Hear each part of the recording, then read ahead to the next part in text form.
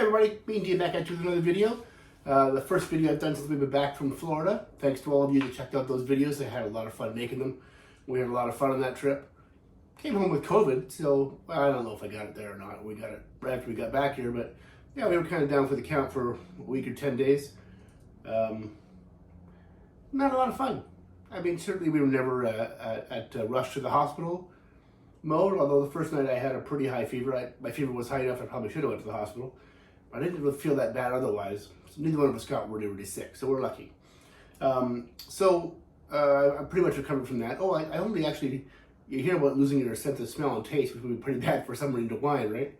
I don't know if I ever lost my sense of smell. I lost my sense of taste for 12 hours maybe. Tracy made me a nice dinner one night and I couldn't taste it at all. So I thought that was going to be the start of the problem, but then the next morning I could taste fine, so it doesn't seem to be a big problem. So today we are starting a new series called Weird and Wonderful. What makes a wine weird? Well, we'll say probably should be rare, but a couple of these wines are from countries that you don't see a whole lot of wine in here in Canada, BC anyway. And then one of them is just weird. We'll get to that in a second. So I'm starting off in Romania. You could write a very small book on how much I know about Romanian wine, which is just about nothing. I do believe I had one once, so this is I think the second one I've ever had. So this is an NV, as far as I can tell, from not only from the bottle and from anything I can find online. Pinot Noir from Romania, from the Dealu Mare region of Romania. In the back, it's actually got notes in English and French, not in Romanian, interestingly enough. So you know that's how it's definitely going to be out one of those wines for export. This also could be a cheap and cheerful video because all of these wines are fairly inexpensive. This wine, I've seen it on the web SAQ for $12. It was $17.98. I think I paid for it at Everything Wine here in BC. But let's see. Very light in color. And why am I doing this in this order? Why would I do a red, then a white, then another red?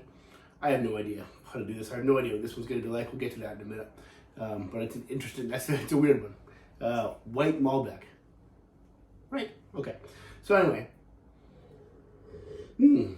So NV, so I have no idea how old this is or how old these grapes are. I'm sure it's from, it can't be that old. I mean, I'm sure they're not making NV wine in Romania from a decade old, right?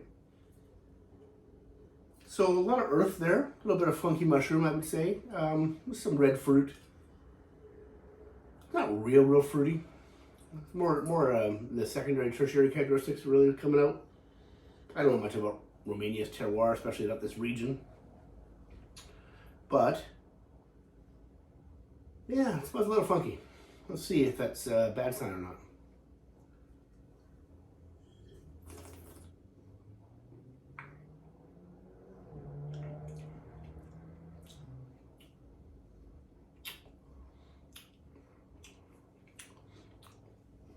Well, it's very Burgundian, and I would say actually on the back here it says this Pinot Noir is produced in the hills of South Romania, an area with a climate similar to Burgundy.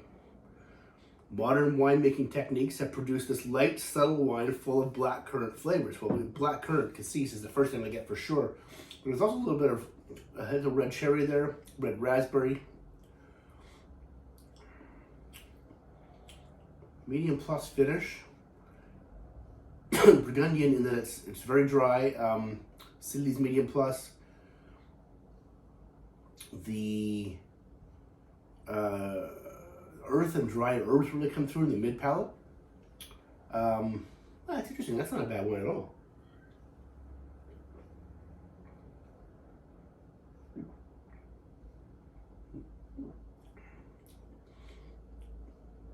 Yeah, that's interesting. Honestly, full disclosure, it's better than a lot of the entry-level Burgundies we get here. You know, usually you can get some that just say Bourgogne on and it says Pinot Noir. That's a bad sign. When you get a French wine that says the grape on it, that's usually a pretty bad sign. Unless it's from Alsace, of course. Yeah, I don't have one more sip of this, but I don't hate this wine.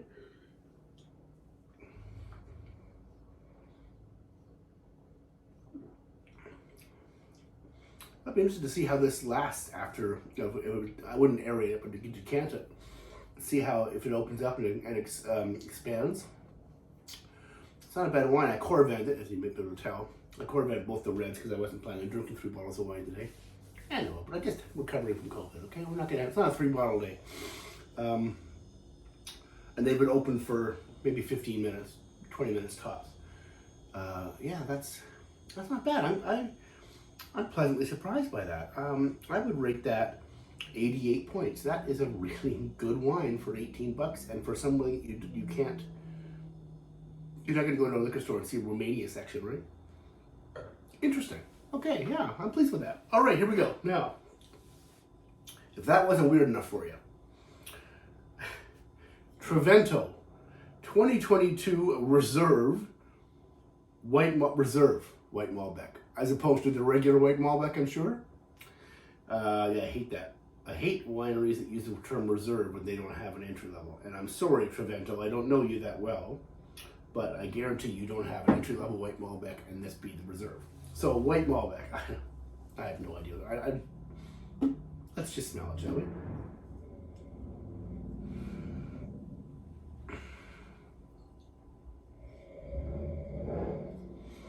Wow, it's a really muted nose. Like a tiny hint of like a green apple there. Very.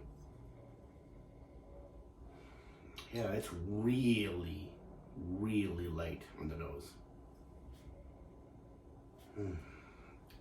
Swirl, swirl more. Swirl, swirl, swirl. Yeah, I don't get much there, I really don't. Okay, well, there's a little bit, it's like a tiny little bit of Bing cherry there maybe, with the green apple. It's an interesting combination. I don't know what to expect here. Like I've had, white Pinot a couple times, was never that big a fan. White Malbec from Argentina. Oh, it's a vegan wine too, it says on the back, if that's important to you. All right, let's dive in.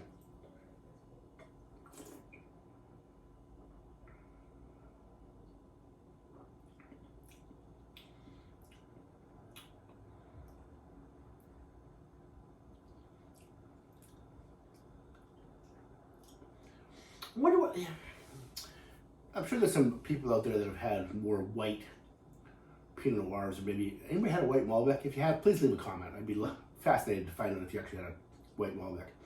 I wonder what they're going for here. Because, the color is fascinating. I know this won't show up on the video well enough, but it's not even, it doesn't look clear. It doesn't look like white wine. It's I dare I say it's silver in color. It's quite a beautiful looking wine. I don't know if there's any chance you can see that, but it doesn't. I mean, that's how I would describe it. It's if you look at it in certain light, it almost looks clear like water, but in most light, I would say it's silver. But I wonder what they're going for here. What's the market for this? Okay, so there's much more green apple on the palate than on the nose. That crisp Granny Smith apple. Cherry. Red cherry. Look at that tiny touch of red cranberry. And maybe like a white currant or red currant.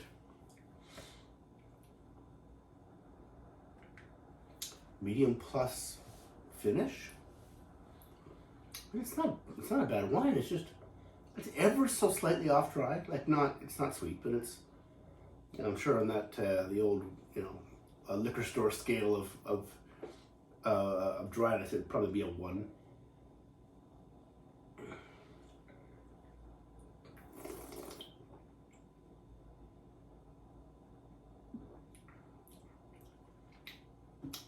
I am both fascinated and baffled by this wine. That is really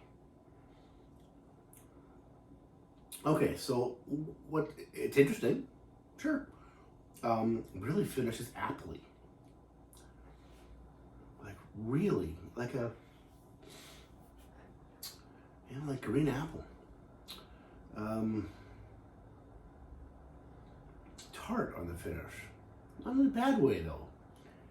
I'm so intrigued by what they were going for. Let's see if it says what they're going for here. Discover an epic origin. Discover Trevento. Well-known Malbec, newly styled with aromas of cherry and raspberry. Not aromas of anything for me. And notes of green apple with fresh acidity. Okay, so I mean, it's hardly, the nose is so light, I can hardly even get anything. I mean, what did I say? Tiny headed cherry? Yeah, that's probably true. Raspberry now. A little bit of apple.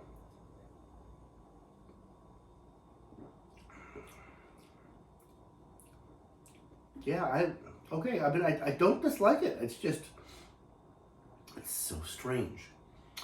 What would I score this wine?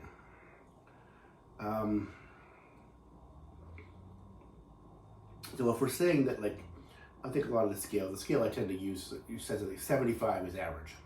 Average wine is 75. It's better than that, it's above average. Doesn't mean it's great, but at least it's good. I don't know what an average white Malbec would taste like. This is better than that.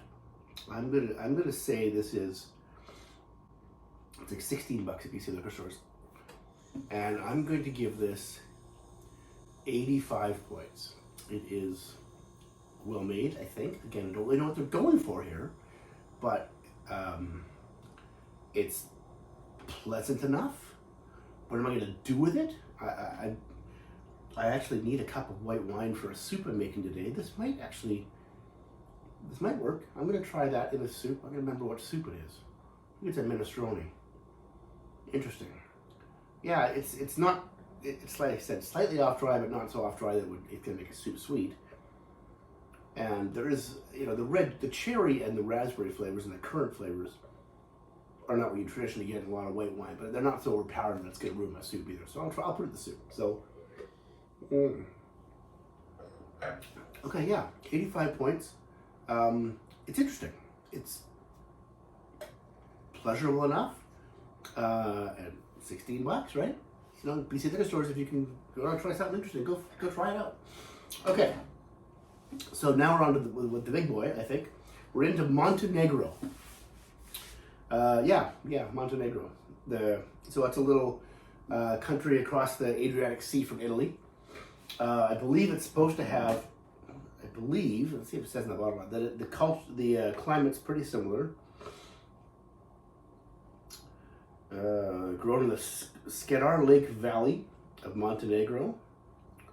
And it's supposed to be a big boy. This is, Plantaze 2018 Kornogorski Vranek Montenegro Premium Dry Red Wine. Okay, I will put all the details in the scoring thing. I've had this for a few weeks now, I've forgotten actually. I believe the grape is Vranek, V-R-A-N-A-C. I believe that's the grape, but I will confirm that. Plantaze is the winery, I think. Or maybe Kornogorski. I will put that down here, I promise. So anyway, it's supposed to be a bit of a big boy. Again, I actually think this was another wine under 20 bucks. I got it at BC liquor stores. So I happened to be waiting for a friend to dinner, probably a month and a half ago. Came across this. Ooh, that's funky. All right, what else are we smelling here? Leather, tar, tobacco. Sweet tobacco leaf, dill, a little bit of dill. I don't know if this is aged in American oak. Any chance Montenegro uses American oak to age their wine? That would be, I don't know. I probably know less about, well, I said I didn't know anything about Romanian wine. I know less about Montenegroan wine. Having never, this is definitely the first bottle of wine from Montenegro I've ever had. So let's see. All right.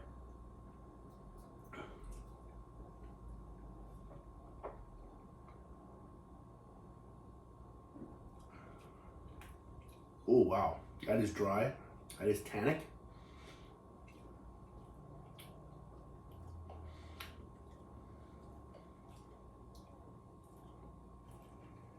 It's pretty tasty. Wow. Wow. Yeah, that's it. Interesting. Wow. if you didn't watch any of the Florida videos, go back and watch the last one. We had there's some Disney content there if you're not interested in Disney, but the main feature of that video was a visit at Wine Bar George on our last day, and we tasted all kinds of strange wines. Some really good wines too, but also 3 or 4 varietals that I had never had before, most of which I'd never heard of. So that's interesting. Put a pin in that one, because that's a fun one if you're interested in interesting wines. So yeah, this is good. It's I don't know. I would think this is not a patio sipper. This is one you're gonna want to serve with a big piece of red meat. It probably should be aerated into Canada for a while.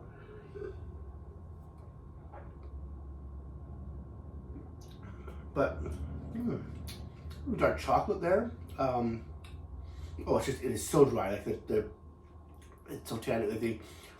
Like my gums, like they're trying to fight out of my mouth. It's so dry. The Top Gun, you know what that feeling is.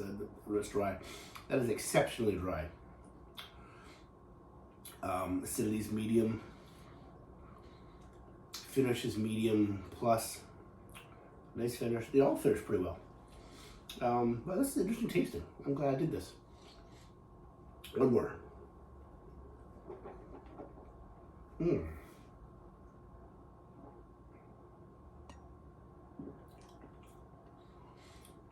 Black currant, blackberry.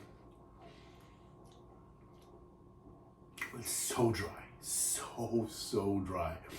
This is what the definition of bone dry is that. That is, but that's a pretty good wine. Wow. I would rate that 90 points. That's a wine I would go out and buy again. We like to have wine dinners and treat our friends to some interesting wines. I guarantee none of our wine drinking friends have ever had a wine from Montenegro. I shouldn't guarantee that, but I think it's probably a pretty good bet. And but I doubt many of our friends could find Montenegro on a map. I'm not sure I could. Well, I can actually, I definitely could, because there's actually a map of Italy and Montenegro on the back here. So an hour ago, I couldn't have found Montenegro on a nap. On a nap? Oh, now I'm on a nap. Actually, that's where the wife is right now. She's having a nap. So yeah, that's good. That's 90 points and under 20 bucks in BC liquor stores. So I'm not sure if my local liquor store has this. I should find out, because I would get a couple more of these. I was down in Yaletown in Vancouver at the BC liquor store in Yaletown when I happened across this and picked it up. So yeah, again, like, what was this? $17, 16 bucks, 19-ish, I think. Of course, I'll give that information to you. So this could have easily been a cheap and cheerful video. Maybe I'll call this Weird and Wonderful and Cheap and Cheerful, like Bob and Carol and Ted and Alice, right? Oh, gotta be my age to even know what that is. Anyway, so yeah, that was good. I'm gonna put this in some soup and drink the rest of it today. And the other two I can record events, so I can wait and open those later. And that's. I hope you enjoyed this video, because I enjoyed making this one. I was pleasantly surprised. I wasn't sure what to know. I wasn't sure what I was going to get with 3 wines I'd never heard of. All for a really reasonable price, and all standing up well. And again, if you've ever had a White Malbec or know anything about White Malbec, well, you know more than I do. Let me know in the comments what you think about that. It is, it appears to be it looks like a white wine that tastes like a white wine that's made from red grapes, which it is, right? It's Malbec. It doesn't have any of the Malbec characters. There's no jamminess to this at all. But it's got the cherry flavors and a lot of red fruit flavors that you wouldn't get from a white wine, and yet very green apple-y, which is, of course, very traditionally for a lot of white wines. Interesting.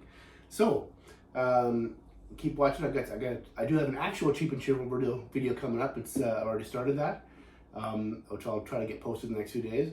I've got another extravagant and excellent series coming up, and I have as we get, this is video. I forgot what video number this is. We're in the mid to high 80s now. When I get to 100. I'm going to send the wine out with a few $100 and send the wife out with a few $100 and get some more wine, some more random wines. And I'm going to try and redo the Master Sommelier tasting. If you haven't seen my first attempt at that. That was video number 50, I think. Go back and watch it because you'll have a good laugh at my expense, and I'm okay with that. It would be difficult to do much worse. So the Master Sommelier tasting, obviously to become a Master Sommelier, it's a lot more than just the tasting part of it. And I am nowhere near any of that, but I thought I'd try the tasting. And it was interesting. 6 wines in 25 minutes, and I was somewhat moderately close on one of the 6. Yeah. Anyway, go back and look at that one if you haven't seen it, because it's a lot of fun. So I'm going to do that at number 100. So for now, that's it. Until next time, drink great wine. See you soon.